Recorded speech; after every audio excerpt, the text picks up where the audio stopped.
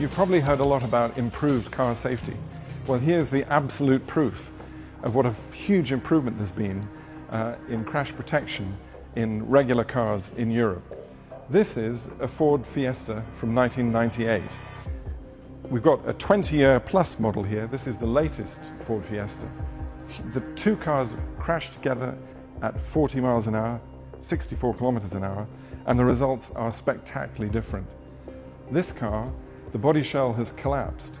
The occupant area has caved in on the driver. The risk of fatal and serious injury is extremely high.